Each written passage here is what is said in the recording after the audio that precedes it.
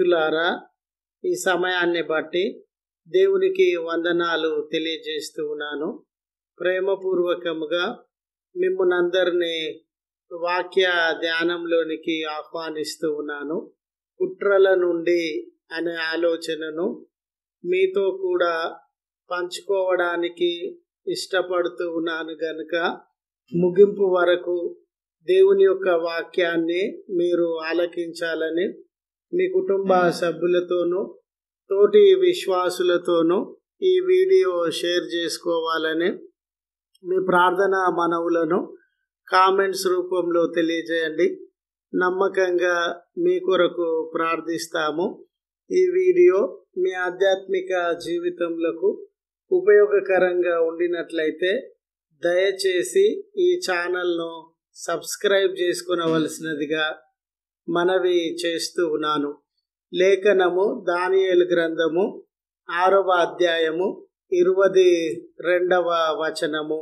సింహములు నాకు ఏ హానియు చేయకుండా వాటి నోళ్ళు మూయించెను. స్నేహితులారా, మానవ సమాజంలో సహోదరత్వము, ప్రేమ, అనురాగము లోపించినటువంటి దినాలలో మనం ఉండినాము. మానవ సమాజంలో కుట్రలు, కుతంత్రాలు, కక్షపూరితమైన చర్యలతో మానవ సమాజము నింపబడినది.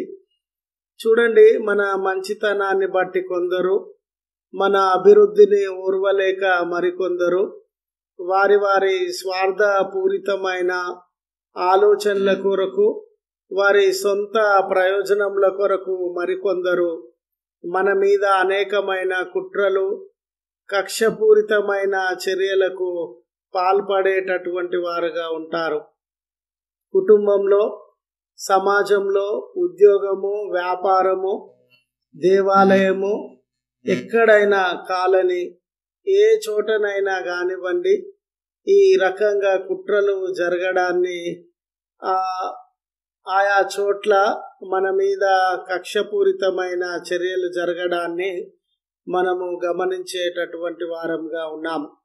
దానియేలు గ్రంథము మరి ముఖ్యంగా ఈ సందర్భాన్ని గమనించినట్లయితే దానియేలు గారి యొక్క మంచితనము, ఉద్యోగంలో అతడు పొందిన గొప్ప స్థితిగతులు, రాజు అతనికి ఎక్కువగా ప్రేమించడాన్ని బట్టి తనతో ఉద్యోగము చేస్తూ ఉన్న తోటి ఉద్యోగులే అతని పైన కుట్రలు పూని అతని మీద అబద్ధ నేరములను మోపి అతన్ని చంపాలని, అతని జీవితము నశించిపోవాలని సింహపు బోనులో పడద్రోయించినటువంటి వారుగా ఉన్నారు.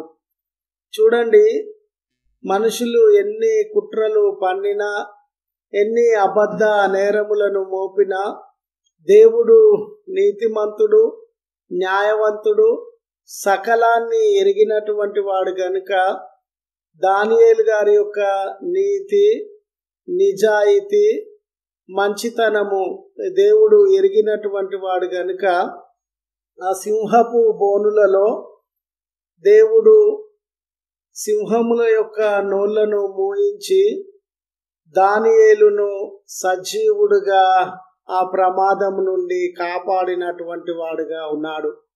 కాబట్టి దేవుడు కుట్రల నుండి మనల్ని కాపాడుతాడు. కక్షపూరితమైనటువంటి చర్యల నుండి మనలను కాపాడుతాడని తెలియజేయడానికి సంతోషిస్తూ ఉన్నాను. స్నేహితులారా, మీ జీవితాలలో, కుటుంబంలో కానివ్వండి, ఉద్యోగంలో కానివ్వండి, ఇరుగు పొరుగు వారు కానివ్వండి, తోటి ఉద్యోగులు కానివ్వండి, స్థలము ఏదైనా, సందర్భము ఏదైనా, మీ జీవితంలో కూడా ఈ రీతిగా కుట్రలు పండే వ్యక్తులు ఉన్నారేమో, కక్షపూరితంగా వ్యవహరించే వ్యక్తులు ఉన్నారేమో. దేవుడు మీ పక్షాన ఉండి ఆ కుట్రలన్నిటి మీద మీకు విజయాన్ని అనుగ్రహించి ఏ హాని కలగకుండా మిమ్మల్ని కాపాడేటటువంటి వాడు అని తెలియజేయడానికి సంతోషిస్తూ ఈ మాటలను ముగిస్తూ ఉన్నాను.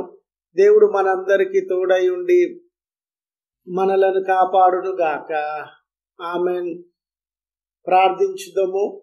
కృపగల తండ్రి, ప్రేమగల మా రక్షక, నీ పరిశుద్ధ నామమునకు వందనాలు చెల్లిస్తూ ఉన్నాం.